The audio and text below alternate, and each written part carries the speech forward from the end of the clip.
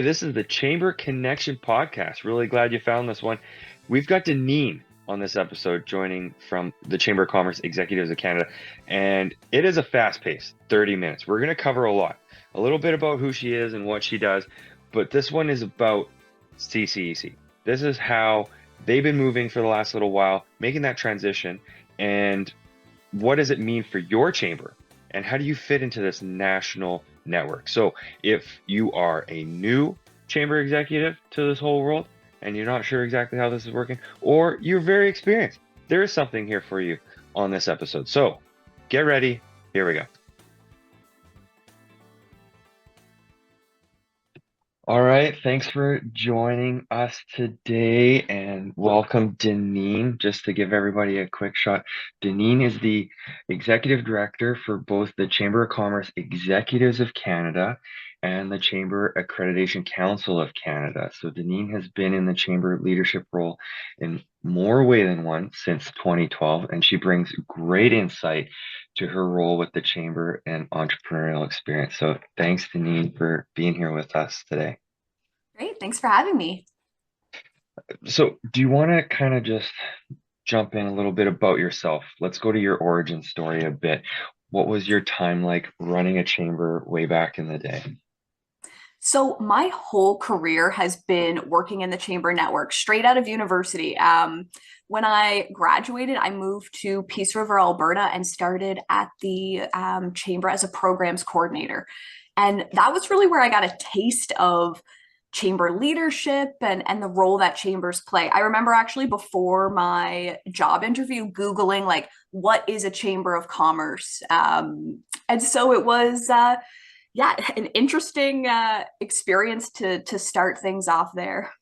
What did the Google tell you? I needed that Google search on my first day as an executive. So Not a government organization is yeah. the key thing at that time, because that's what I thought it was actually. I remember calling my mom and being like, what is a chamber? And her telling me that, they help local businesses, but everybody thinks they're part of the government. So I think that was my first lesson was, you guys are a nonprofit. I know that now. Yeah, no kidding. So Deneen, you've taken a really strong leadership role within, the Canadian Chamber Executives of Canada. You do such a great job there. So we wanted to chat with you a little bit today about the Chamber Federation that's come out.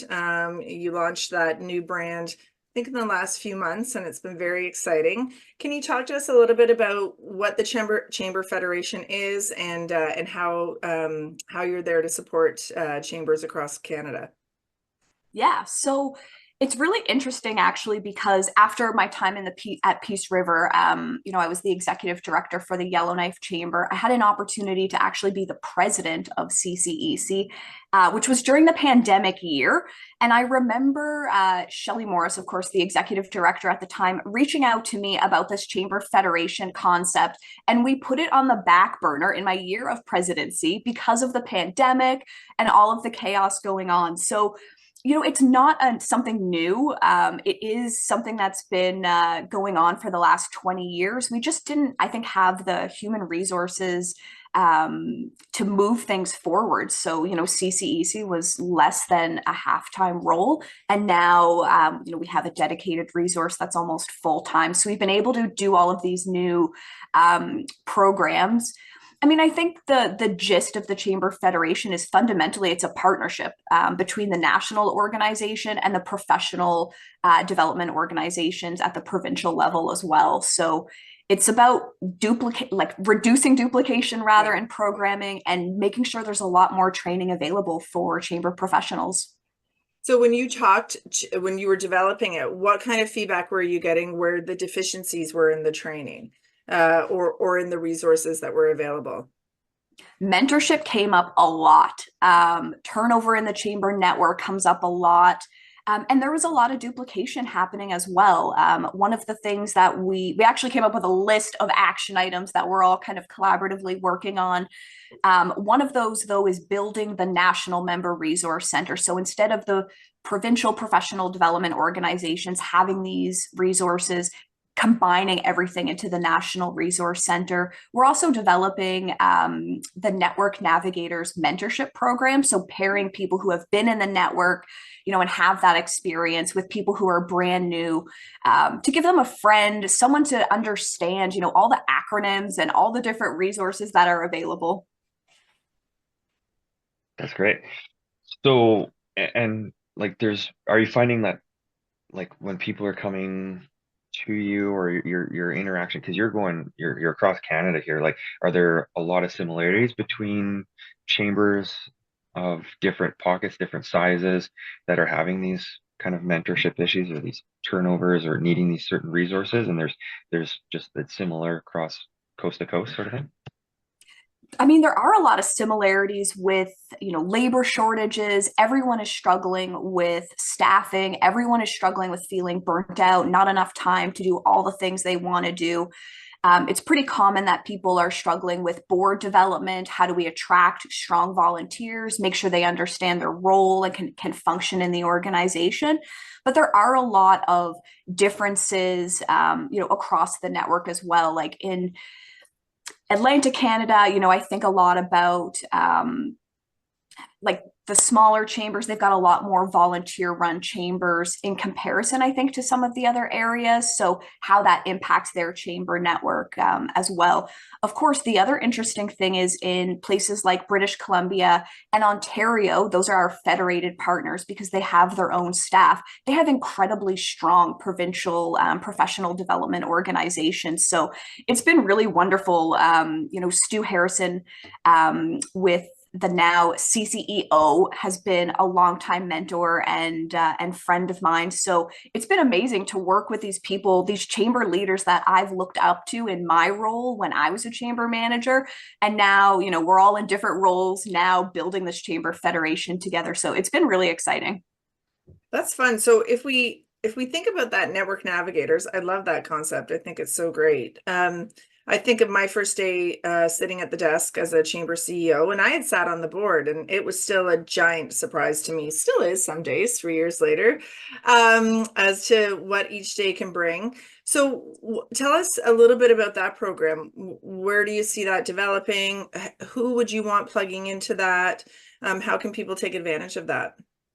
So right now, it's a bit of still a pipe dream, very much still in development. But the idea that we all agreed upon is leveraging the experience that's in the network. One of the things I find incredibly powerful is that chamber people are the busiest people I have ever met. I know when I was, a No chamber way. manager, it is just, there's no other career like this where you're running this type of nonprofit. It's a totally unique experience.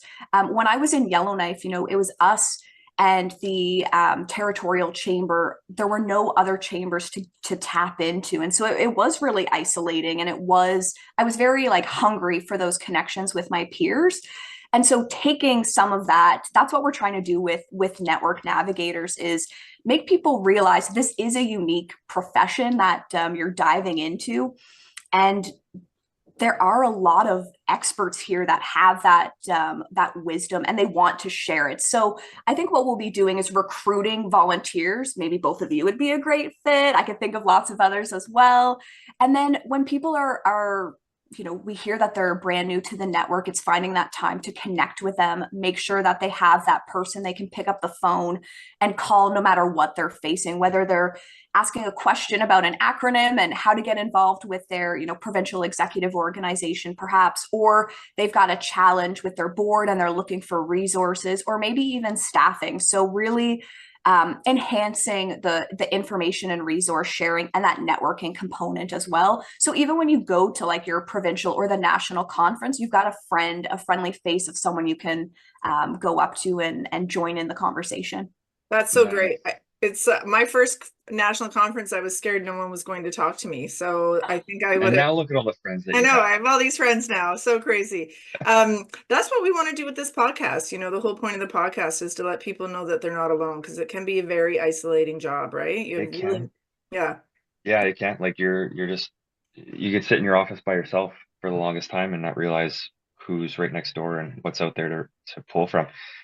If I could just ask Deneen, so you're saying that this program is in the works right now, but maybe for someone that is new-ish to the role, maybe they don't even know the scope of what's out there to tap into.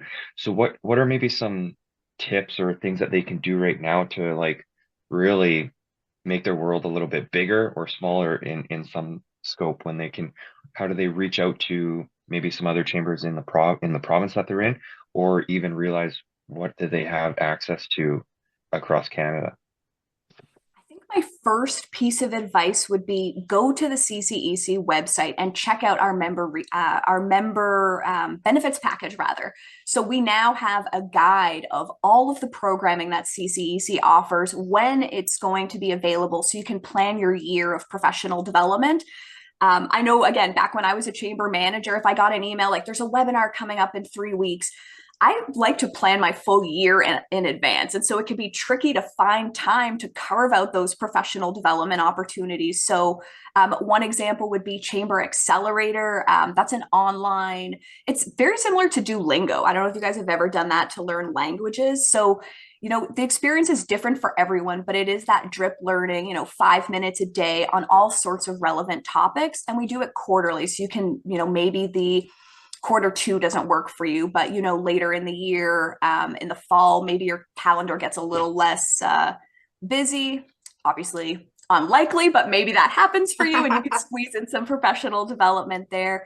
The other really exciting thing is that we're launching a brand new chamber college this June. So again, in that membership benefits package, you can check out all the dates and the topics that we're going to be covering.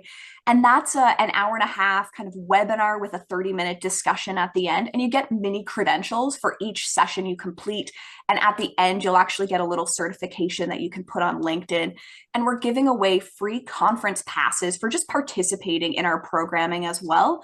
So I think, if people are feeling overwhelmed with the information and the resources and they don't know where to go, I would say check out our website, check out that membership benefits package and see what sticks out to you so you can plug them in your calendar, lock in those dates and, really set aside that time for professional development and networking with your peers. You know what I would say too, that Chamber Accelerator, I think, if you're a new chamber executive listening to this, or if you're an executive that's thinking what's next, use that for your staff. I mean, we often don't have time to fully explain what the chamber is or what we do because it's different every day, as we know, and depending on the season. So that's really a great resource that we can offer to staff if we're lucky enough to have staff, and they can do it and onboard that way as well. Yeah, absolutely. It's definitely a relevant tool, no matter what position, if they're administrative, events, membership, even policy and advocacy. There's something for everyone in this training. And I've had a question where someone said, "Oh, I've been, in the network for 10 years. I did the old Chamber Accelerator. Does it make sense to do it again?" And my answer is definitively yes. There are hundreds of new questions and content in there. So yes, I definitely recommend that everyone takes it. I signed up. I can't wait. Great. But yeah, fantastic onboarding tool. Like anybody that walks through your door, that fresh start, or even if they've been there for a little while, like just get in there. Hey, I just had a thought. Do you think that's a useful thing for new board members that would be coming on? Would it be relevant information that they could use as well? Great question. Most of it is target from the staff experience. But there's certainly some concepts in there that absolutely could be valuable to board members, but our focus is definitely on the staff side of things. Okay. It's a new program. It's board onboarding.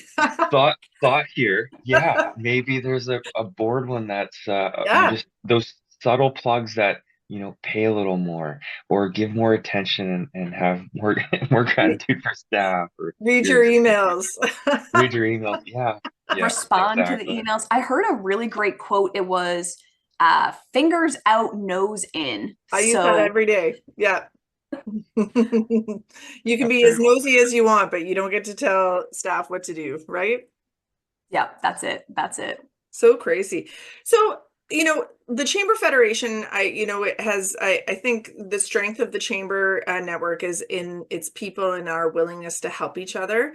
It's certainly the least competitive industry I've ever worked in that people just want to see others succeed. So I'm so excited to see the Federation stepping up to an even more stronger role to support. So we've talked a lot about, the resources available on the website. I use those all the time. Those documents are fabulous. You're gonna, So good. what do we call it? R&D. We rob and deploy rather than recreate the wheel. But what I really loved plugging into was the accreditation process as a newer chamber executive. And I know that we've got a lot of people nationally that may not know about accreditation and what the benefits are of that. So do you want to talk to us a little bit about the process and what the value is in it? Absolutely. It's funny. It's not an easy process. When I was in Yellowknife as the executive director, it took me 7 years to get accreditation. 7 years. And actually this morning I was reading the press release at the time, and it was a 17-page application with 60 attachments. And it took me 7 years. We built it into every strategic plan because there are components, in my experience at that chamber, I didn't have a job description. There was no board governance manual. And I think that that's common in a lot of chambers. So, what we did is going through the application year by year and just, continuously working away on some of those requirements. So, it's an incredibly meaningful process that I do recommend. It gives you're able to say to your board, this is what we need to do to create some kind of standardization across Canada. And it's a second source. So, they don't have to take your word for it. They can go on the website, read about the process, read about these national standards. And, if in case you have a board that's a bit resistant to change, point them here and say, hey, this is important and we want to go through the process. Now, I am excited now that I'm the executive director for the Accreditation Council. We did overhaul the program just earlier this year. So I'm hoping that that process doesn't take people 7 years and that their application is a lot more streamlined. But we fully overhauled the program. It's about a 14-page application now, a lot less duplication and hopefully a bit of a streamlined process. But what it really is about is an audit of your internal processes. So, I like to talk about the two accreditations that are in the chamber network right now. So you have chamber accreditation through the Chamber Accreditation Council of Canada, so many acronyms, and that's for you as an organization. So are your bylaws, meeting the standards? Do you have those governance documents that allow you to operate effectively? And then do you have those policies and procedures in place at the operational level, strategic plans, HR manuals, things like that? And then on the other hand, there's also the accredited chamber executive designation, which is for chamber professionals. And that's something you get by just showing your willingness to learn and participate and achieve in the network. So by participating in professional development.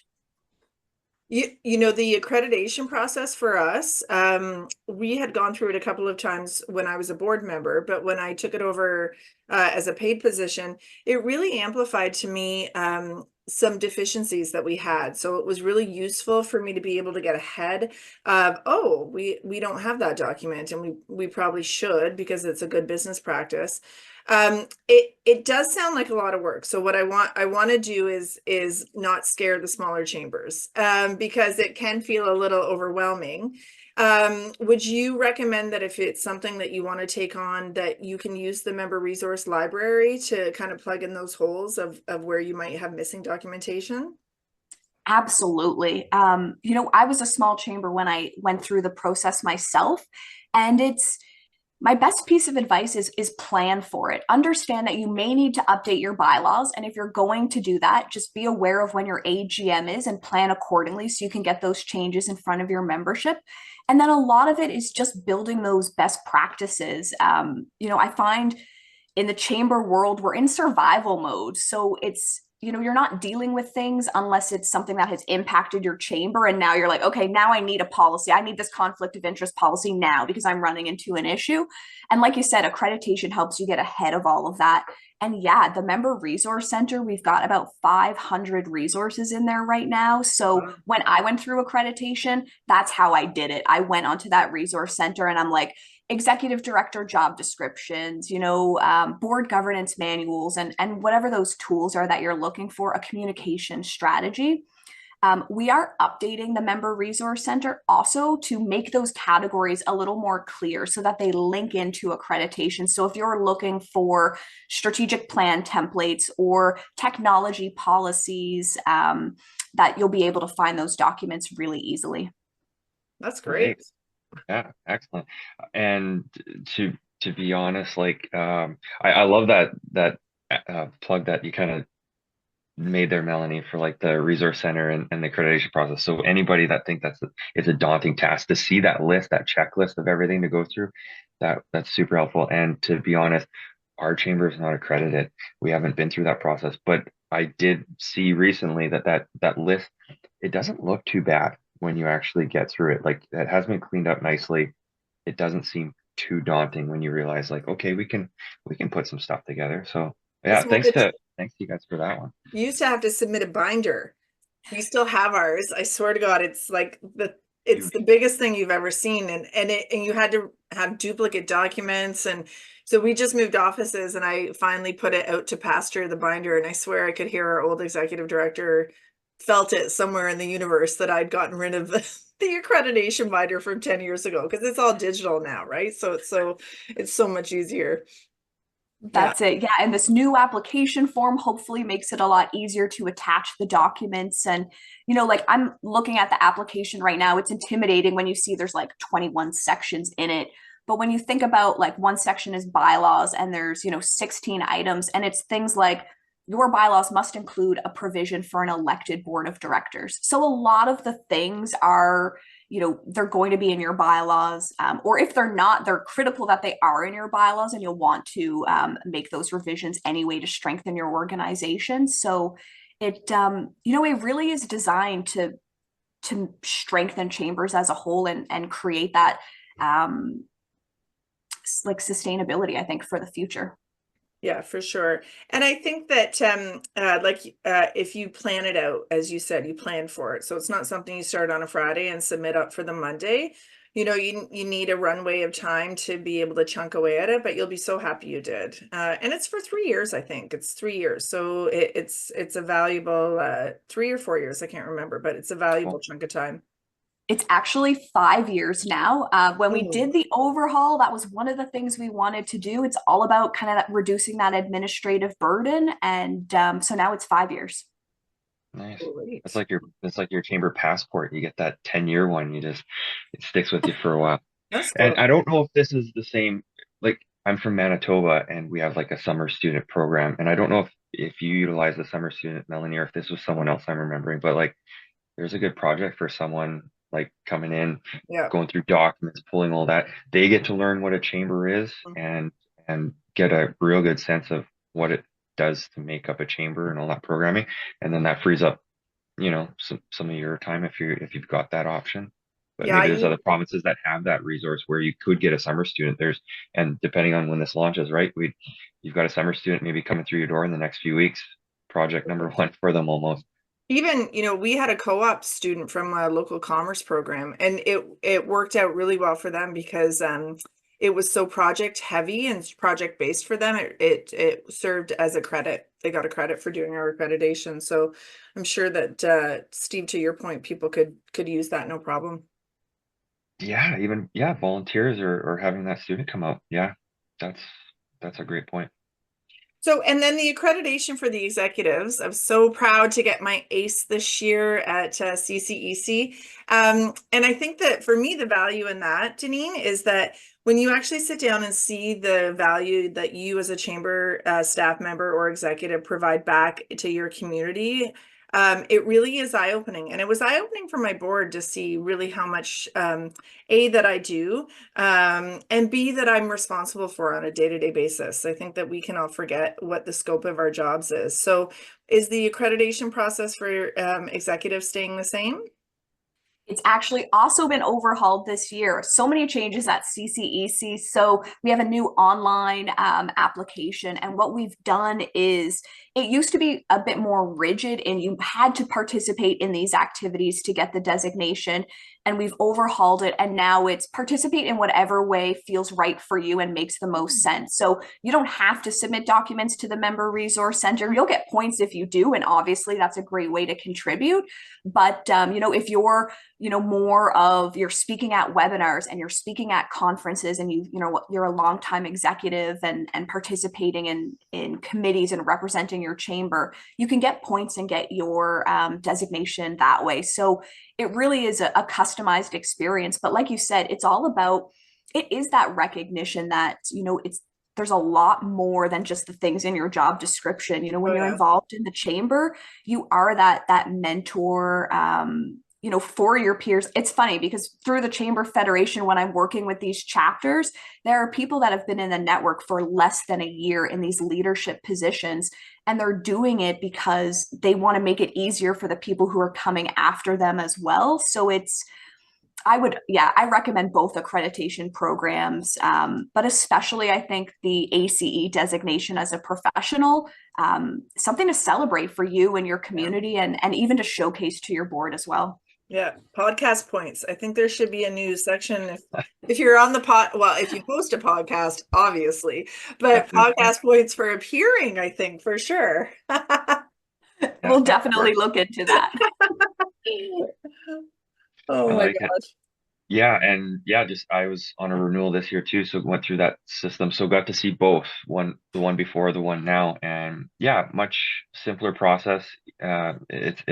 It's also very interesting where you don't usually go through something like that. You're not always creating that kind of resume or like keeping track of everything. So it does get you thinking, and then you realize, oh yeah, I did that a few years ago, or I've got to add all this up, and then you realize, wow, you got a lot of points in that one subject. Or also keeps you balanced too. Where are you putting your time and focus?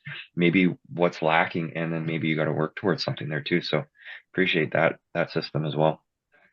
Yeah, great. So it sounds like you haven't been busy at all. I'm joking, obviously. So your plate's been pretty full. So we've talked about all of the things that have happened, and we've got some nuggets as to what's coming. But talk to us a little bit. I know we don't want to date the podcast too much, but we've got some exciting stuff coming up for Halifax. And when we see the registration link, why should we all press yes? Yeah, really excited to welcome everyone to Halifax for our annual conference. We have an incredible lineup. So we've got sessions on mergers and new partnerships, on diversity, equity, access, and inclusion, which we did a survey and some research last year, and chambers have identified that that's something that's a key priority for them. So hopefully we'll be able to share some new knowledge and insights there. We have some past chamber pros that have rewired and are coming back to share their expertise in some new ways, and lots of interactive fun activities, including a new partnership with the Canadian Chamber of Commerce and the Chamber Accreditation Council of Canada, where actually the three national organizations are coming together to host a lunch on the second day of the conference. And at that lunch, we'll actually be celebrating the ACE designation recipients and the chambers that got accreditation as well. And that's an event, it's the Canadian Chamber component, so board members will be in attendance. So we really wanted to have 350, 400 people in the room to really celebrate those achievements. So yeah, it's an exciting time for the chamber network and for these new partnerships. Look out, Halifax. Yeah, party's coming. Oh my, well, so you've been so kind with your time today. Steve, did you have any final questions for the wisdom of Deneen? Yeah, I plug as well for anybody that hasn't made it out to a CCEC conference, like get there. It is such a wonderful tool and asset to have there. encourage your board. If you need help getting there, reach out to anybody. You can reach out to us, I would imagine, and we can go through a little bit more details on what it means to be there and how much value there is for your chamber when you go back. Because I know from my experience, that first time, I think mine was in Regina, I was blown away with the amount of connections you make and the knowledge. I had pages of stuff to come back and then try to initiate. So really good stuff. I think one thing I did make a note here. I don't know if we touched on it, and maybe my listening skills are kind of bad here, but there is that Facebook group for CCEC. Oh, Can yeah. you kind of, like, as a networking tool or as a resource sharing center, can you kind of explain what that's like if anybody that isn't familiar or needs that refresher on that asset? If you are not in the Facebook group, join immediately. Go to the CCEC website. There is a button at the top, right to our Facebook page. So it's members only. So there's no, sponsors, there's no volunteers. It's purely staff. And we use it, of course, to share inside tips on what's going on with CCEC, but it's a great place to post questions. If you're going through accreditation and you feel overwhelmed, you can go in there and say, hey, I'm looking for these documents. Can you email them to me? And usually I'll put in my email address and be like, send them to me too, and I'll load them into the member resource center. But it's also a great place. We celebrate each other's successes and wins, accomplishments across the network. There is that networking component and information sharing. I found, one of the things I love about the Chamber Network is the friendships that you make and the fun that we're able to have together. So there's some humor there as well. Yeah, yeah. Oh, yeah. Everyone's got a little sharp wit to them, that's for sure. Yeah, at the end of the day, it's a community, right? And so if you're listening right now or watching, I would say that whether you're day one or day, 1044, that there's someone within the network that can, lend a helping hand and a kind ear if you're looking for it, and to make sure you plug in at that level. Yeah. Absolutely. And yeah, from that first CCEC myself, that first conference, I made some connections, even the next one and the ones after that, and everyone's so willing to help. You just got Yeah. to send an email, pick up the phone, and they're there. And maybe they don't have the capacity to do it right then and there, but they know who's an expert in that topic and can help anybody with it. So Yeah. yeah, Yeah, huge for there. sure. So, So oh gosh, Steve, sorry. Giver, Go ahead. No. I don't Oh, know. What did you ask? jinx. I was gonna ask Deneen if we didn't cover anything, if she wants to plug anything or whatever's coming down the pipe. But is my question better than your question? I don't. No, What yours is do you think? better. Yeah, better Okay, for we'll sure. go that route. I think really just, CCEC has had such massive membership growth. Of course, we now have complimentary membership. So if you're not a member of CCEC, there is no reason not to sign up. It's completely free. Once you're in our database, you're a member and you have access to all of our programming. A lot of that programming is actually available free of charge as well. Chamber Accelerator is completely free. All of our webinars are free. Um, and so, I would encourage people to take advantage of that. I think we had about 183 members when I joined, and we're up over 250 now. So Oh, it's great to see people taking advantage of that. And, I think I would just say if you're sitting there and you feel like you don't know where to start, don't hesitate to email me. I want you to have an amazing experience with CCEC. And, if I can't help you, I can point you to the people that can, and absolutely encourage you to take advantage of the national network, but also your provincial executive organizations as well. I can't speak it highly enough about the work that they're doing and the chamber leaders that are volunteering their time to share their expertise and to facilitate those opportunities. So reach out. We're all here to help, and we want to, and we want to hear from you. well, I think we can leave it there. That is a perfect ending to a great podcast. Deneen, you've been amazing. Thank you so much for, I don't know how you found the time to give us time today, but you did. We're very lucky to have you at the helm. And we just want to say to anyone that's listening that you and the CCEC are a great resource and to plug in, like you said, if you're ever looking for help. So I think we'll sign off, and thanks for joining the Chamber Connection. Thank you.